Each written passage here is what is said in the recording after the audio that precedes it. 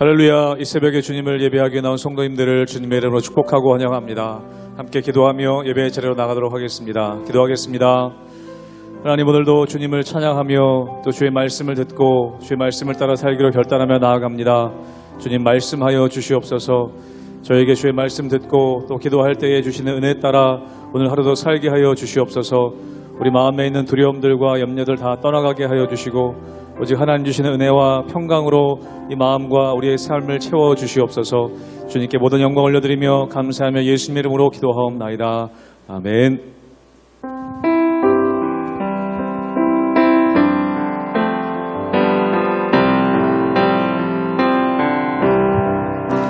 주 예수보다 더 귀한 것은 없네. 이 세상 부귀와 바꿀 수 없네. 영주는 내 대신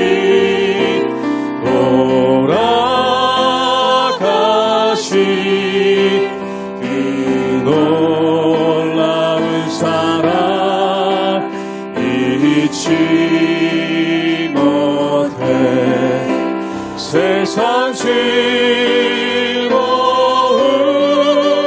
다 버리고 세상 자랑 다 어렵네.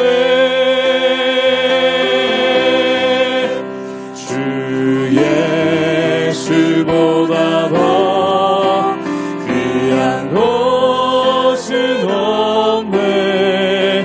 예수 밖에는 없네. 주 예수보다 더 귀한 것은 이 세상 명예와 이 세상 명예와 바꿀 수 없네. 이전에 즐기던 세상 일도 주 사랑하는 마음 맺지 못. 세상 즐거움 다 버리고 세상 즐거움 다 버리고 세상 자랑 다 버렸네. 주 예수보다 더 귀한 것은 없네. 예수 밖에는 없네. 주 예수보다 더 귀한 것은 이 세상 행복과 바꿀 수 유혹과 핍박이 몰려와도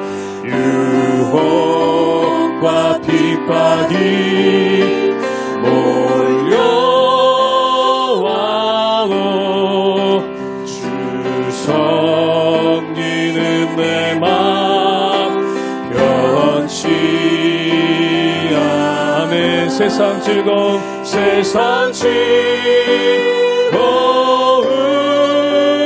다 버리고 세상 자랑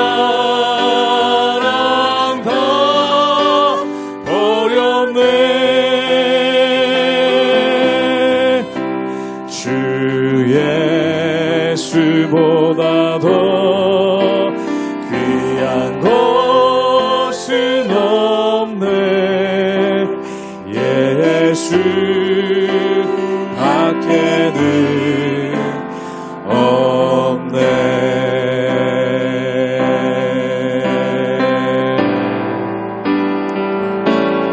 오직 주의 사랑에 매여 기뻐 노래합니다. 이 소망의 언덕 기쁨의 땅에서 주께 사랑드립니다. 오직 주의 임재 안에 오직 주의 임재 안에 갇혀 매여 기뻐 찬양합니다. 이 소명의 언덕 거룩한 땅에서 주께 경배드립니다. 주께서 주신 모든 은혜 나는 말할 수 없네. 내 영혼 즐거이 주 따르렵니다. 주께 삶들이 주께서 주신 모든 은혜 주께서 주신 모든 은혜 나는 말할 수 없네. 내 영혼 즐거이 주 따르렵니다. 주께 우리 한 번 더 고백하기 원합니다. 주께서 주신 모든 은혜 주께서 주신 모든 은혜 나는 말할 수 없네.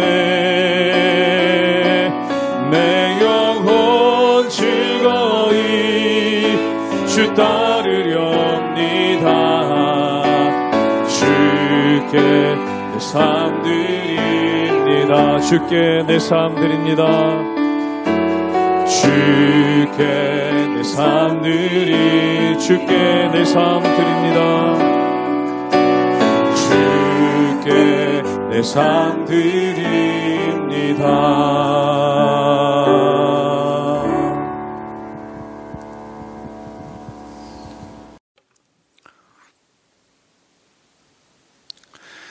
할렐루야. 우리 하나님의 은혜와 평강이 우리 성도님들 삶 가운데 날마다 가득하시기를 주님의 이름으로 축원합니다.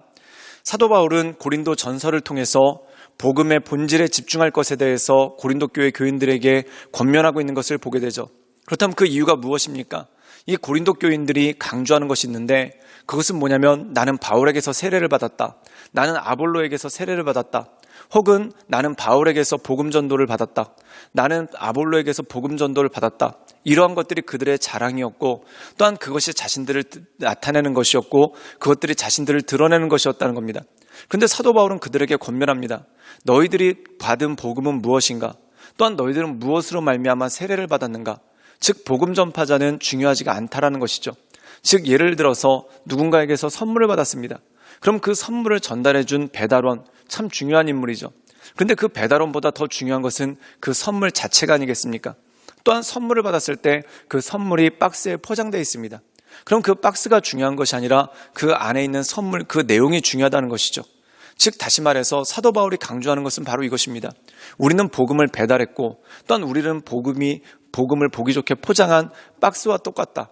그런데 너희들은 그 복음의 본질, 선물의 본질에 집중하는 것이 아니라 박스에 집중하고 또한 배달원에게 집중하는 그러한 모습을 보이고 있다. 중요한 것은 무엇이냐면 너에게 주어진 선물, 즉 복음을 붙잡고 그 복음의 본질 가운데 온전히 설 것에 대해서 말씀하는 것이 바로 오늘 말씀의 내용이라는 것이죠. 그러므로 사랑하는 여러분, 우리에게 주신 복음, 이 복음을 붙잡고 날마다 하나님의 은혜 가운데 승리하며 나가시는 우리 모든 성도님들 되시기를 주님의 이름으로 축원합니다.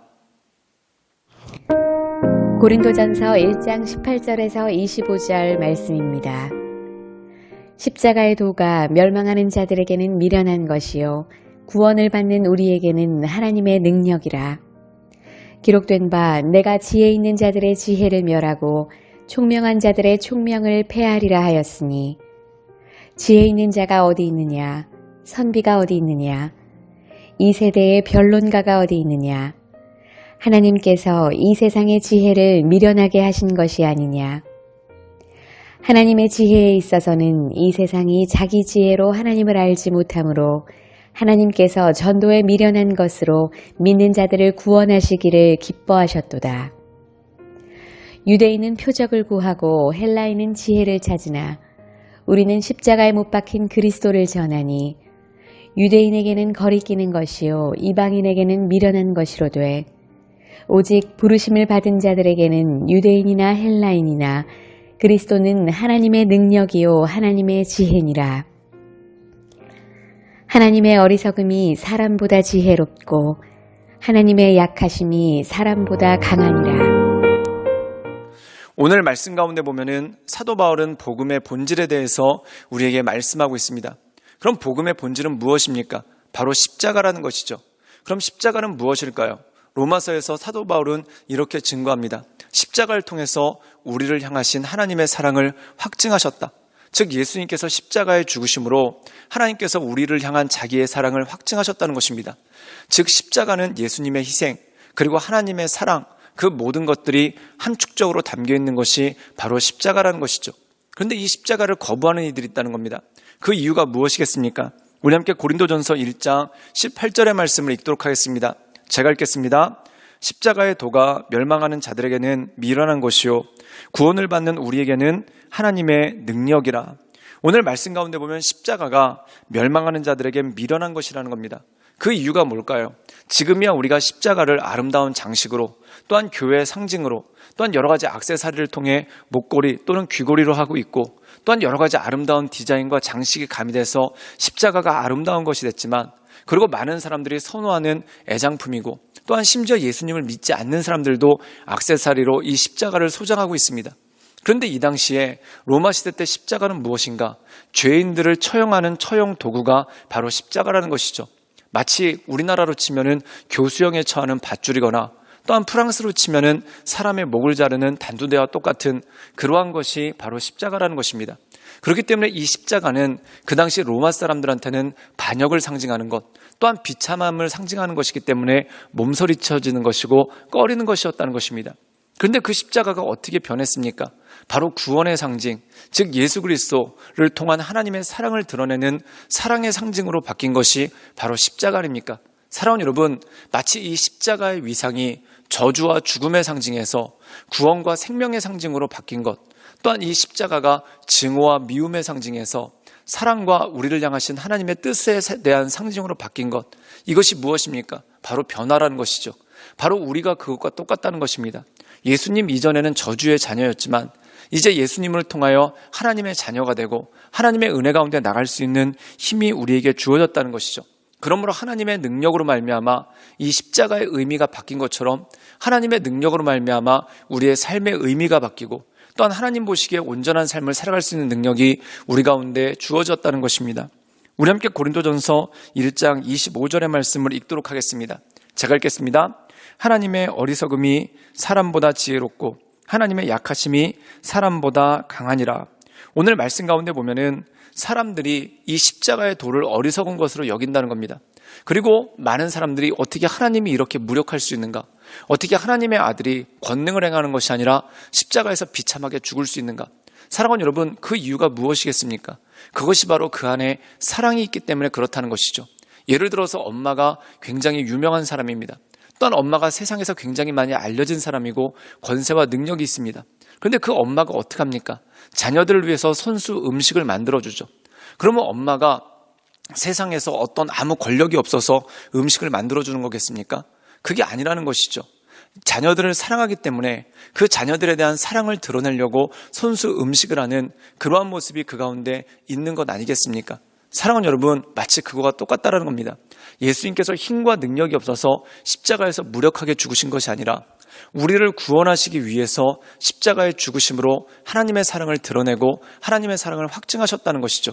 그렇기 때문에 세상의 모든 것보다도 가장 뛰어난 것이 바로 사랑이고, 결국 사랑이라는 것은 스스로를 낮출 수 있고 스스로를 희생할 수 있는 능력이 되는 것이 바로 사랑이라는 것입니다. 그런데 이 사랑을 세상 사람들은 깨닫지 못하죠. 그렇기 때문에 사람들은 예수님께서 아무 힘이 없어서 무기력하셔서 십자가에 죽었다고 생각을 합니다. 로마의 권력보다 약하기 때문에 십자가에서 죽었다라고 생각을 합니다. 그런데 그게 아니라는 것입니다. 로마의 권력보다, 세상의 권세보다 약해서가 아니라 우리를 사랑하로 말미암아 우리를 구원하시려고 스스로 낮춘 것, 이것이 바로 하나님의 지혜고 우리를 향한 하나님의 사랑이라는 것이죠. 그런데 이것을 깨닫지 못하는 사람들은 오히려 십자가를 비웃고 아무것도 아닌 것처럼 여기더라는 것입니다. 그러므로 사랑하는 여러분, 우리가 하나님의 사랑을 깨달을 때 진정한 지혜를 알게 됩니다.